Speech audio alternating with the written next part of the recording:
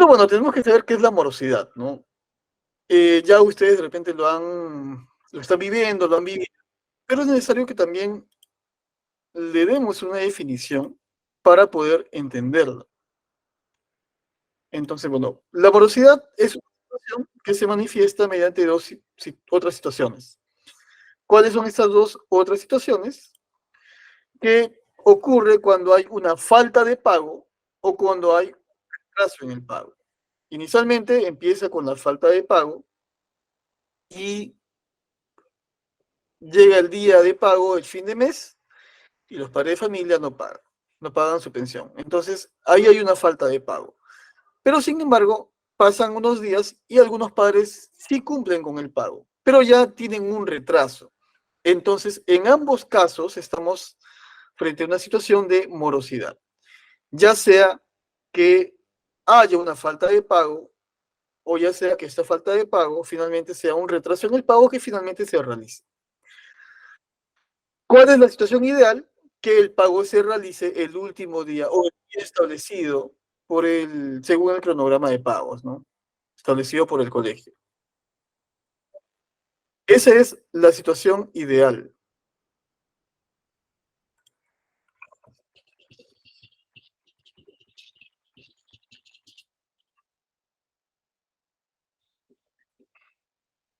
Entonces, pero bueno, sabemos que esta situación no se da, esta situación ideal no se da comúnmente en los colegios. Los padres no esperan ansiosamente el último día de pago, en este caso, bueno, el 31 de mayo, para cumplir con el pago de la pensión. De repente hay un grupo de padres que sí, pero generalmente no es así. Los padres prefieren pagar el 1 de junio, la primera semana de junio, la primera quincena de junio o de repente en los meses posteriores. Entonces, esta definición es importante para poder determinar cómo vamos a afrontarla, ya sea cuando estemos ante una falta de pago o cuando estemos ante un retraso de pago.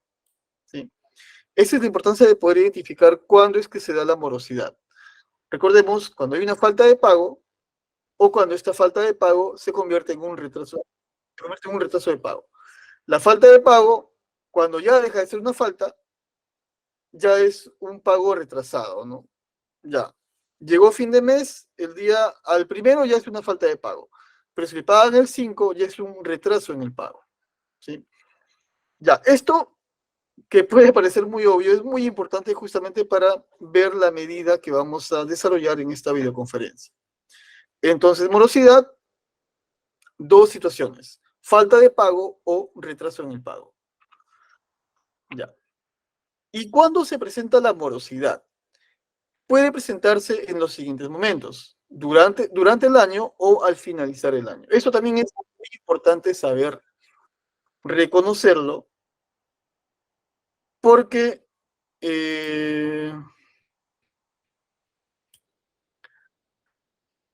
vamos a ver diferentes medidas cuando esta morosidad se presenta durante el año, y también vamos a tener diferentes medidas cuando se presenta al finalizar el año. Entonces, es importante que sepamos identificar cuándo se presenta la morosidad y de repente ustedes también puedan identificar, de repente con un Excel, con un intranet que ya manejen, dónde es que más se da, perdón, cuándo es que más se da esta morosidad. Si tienen más padres morosos durante el año o es que tienen más padres morosos al finalizar el año.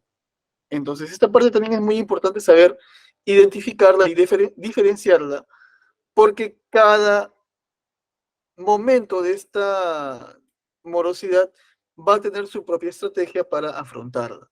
¿Sí? Ya. Entonces, bueno, ¿qué medidas preventivas se pueden tomar? Medidas preventivas es cuando todavía no inicia el año escolar. Bueno, de esto ya estamos en el año escolar. Para este año ya no podemos aplicar medidas preventivas. De repente, para un padre de familia que recién va a matricular a su hijo en su colegio durante este año, podemos aplicar estas medidas preventivas, pero en general ya no es aplicable. En todo caso, serían aplicables para el siguiente año, para la matrícula 2024. Entonces, una medida preventiva antes de celebrar un contrato Tenemos 4 medidas. Primero, bueno, de repente lo que ustedes ya conocen es pedir constancia de no adeudo. Esa es como primera medida preventiva, porque con esta constancia de no adeudo yo voy a saber si es que este padre de familia ha cumplido con sus obligaciones en el colegio de origen. Pero no basta con eso, porque puede ser que haya cumplido con sus obligaciones, pero lo haya cumplido mediante un retraso en el pago. ¿Recuerdan esta identificación de los tipos de morosidad? Si ya tiene un retraso en el pago, igual es un padre moroso. No porque pagó su deuda al final del año, o pagó toda su deuda al final del año, ya deja de serlo. Sigue siendo un padre moroso porque está en una situación de retraso en el pago. ¿Sí?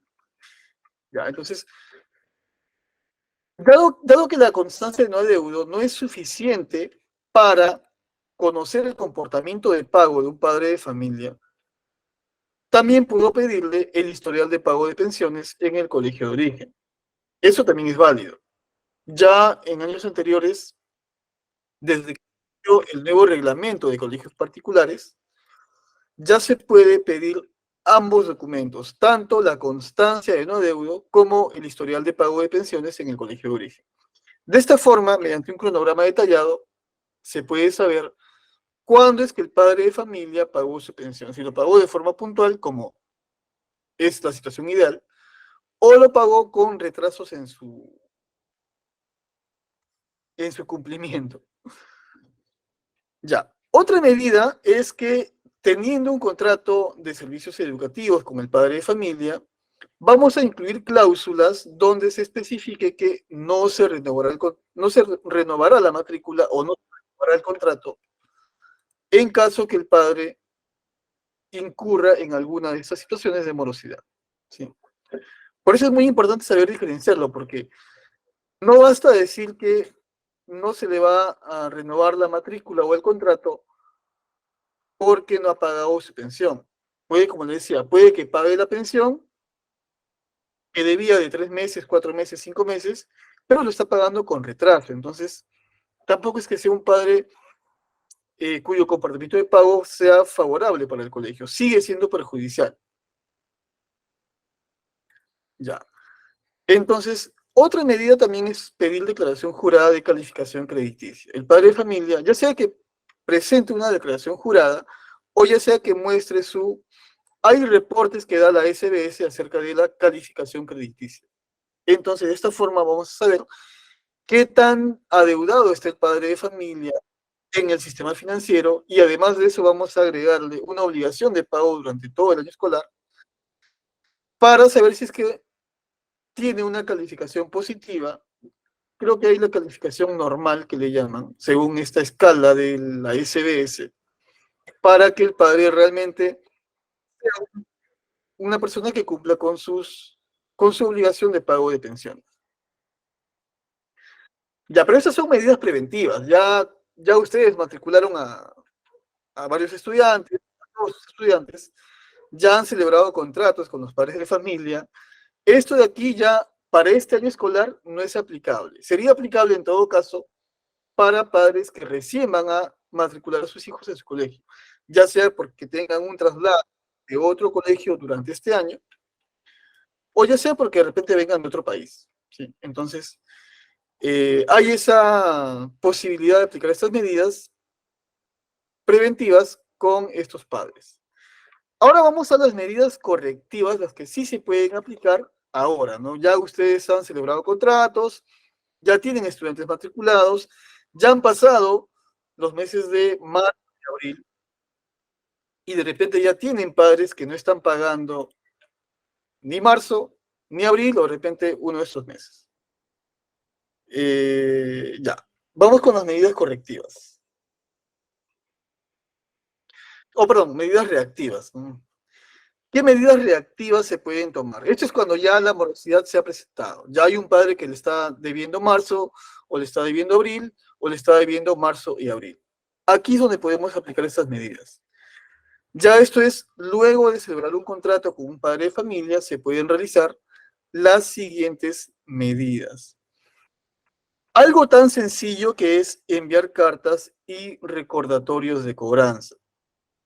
Ustedes de repente habrán tenido alguna compra o algún contrato con un banco y el banco, teniendo tanta solvencia, no deja de enviarles recordatorios de pago. El mismo SUNAT o la misma SUNAT también envía recordatorios de pago. Incluso pasa un día, ya nos está molestando SUNAT, oye, debes pagar tus impuestos. Entonces, esa es una medida bastante obvia, bastante básica, pero generalmente hemos visto que no se aplica. Ya sea que lo puedan hacer con un intranet, de repente con los correos de los padres, los correos institucionales que el mismo intranet asigna, o ya sea con otro software de cobranzas, pero, o ya sea con un simple correo electrónico que ustedes puedan hacerlo de forma individual, de forma masiva, pero no está de más hacer esto, ¿no? A veces las personas, los padres de familia, necesitan que les hagan recordar que tienen una deuda. E incluso, no solamente cuando ya llegó el día de pago, sino días antes, ¿no? Le informamos que en 5 días vence el plazo para el pago de la pensión. O en 5 días eh, es la fecha fijada para el pago de la pensión. ¿Sí? Esa es una medida muy obvia, muy básica, pero generalmente no se aplica. La otra medida que también de repente ya la conocen, de repente a algunos les ha funcionado, a otros no tanto, es derivar a una central de riesgo. La más conocida es Infocor o, Equifax. Me parece que son lo mismo. La verdad que no hemos... eh, no recomendamos tanto esta medida porque finalmente es una inversión que se hace, ¿no? Y ahora último les comento, porque nos lo han contado, que inicialmente esta empresa, una central de riesgo, le indicó a un promotor que no había un plazo forzoso para contratar su servicio. Y este promotor a los 2 meses decidió cancelar el servicio porque, bueno, vio que no le era muy útil. ¿Y qué hizo esta central de riesgo? Le dijo, no, tienes que esperarte un año para que puedas cancelar el contrato. Así que tengan cuidado, revisen bien las cláusulas si es que van a contratar con una central de riesgo, porque no debería haber un plazo forzoso. En realidad, cada colegio, cada promotor tendría que tener esta posibilidad de cancelar el contrato o de resolver el contrato cuando lo crea conveniente. ¿Sí? Particularmente hemos visto casos de éxito que esta central de riesgo realmente funciona.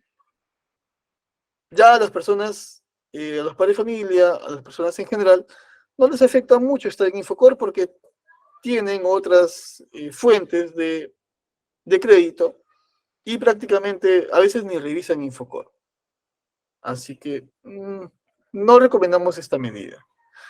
Ya, vamos a la medida que justamente vamos a revisar el día de hoy. Ya esta parte teórica terminó, era como un marco teórico para poder entender cómo es que vamos a llegar a esta medida que afronta la morosidad. A ver, ¿cómo funciona esto? Se trata de derivar la deuda a un estudio jurídico cuando transcurra una cantidad razonable de meses. ¿Qué es una cantidad razonable de meses? Eso lo define cada colegio. Puede ser 2 meses, puede ser 3 meses, puede ser más. Recomendamos que sea a partir de 2 meses. Ya, de repente un mes, como que puede que pague al siguiente mes. Entonces, primero definimos la cantidad razonable de meses. Entonces, como recomendación, a partir de 2 meses. ¿Qué pasa cuando llegamos a los 2 meses? Entonces ya le decimos al padre de familia, ¿sabe qué, señor? Vamos a derivar su deuda a un estudio jurídico. El estudio jurídico le va a cobrar directamente y en este proceso de cobranza, que se va a iniciar de manera judicial, además de su deuda por la pensión, van a agregarle costas y costos. ¿Qué son las costas y costos? Las costas son los gastos por tasas judiciales. Los costos, honorarios del estudio jurídico. Entonces, ¿Cuánto le va a cobrar un estudio jurídico? Lo que el estudio jurídico quiera, lo que ustedes acuerden con el estudio jurídico. Si debe una pensión acumulada de 1.000, 2.000, 3.000, el estudio jurídico le puede cobrar o el mismo valor o un poco más, un poco menos, porque finalmente eso se va a recuperar mediante costas y costos, mediante la liquidación de costas y costos. Entonces, para esto vamos a ver una resolución de Indecopi que justamente permitió esta medida a un colegio. Hemos tachado el colegio por... En realidad esta información es pública, ¿ya? No habría problema en mostrarlo.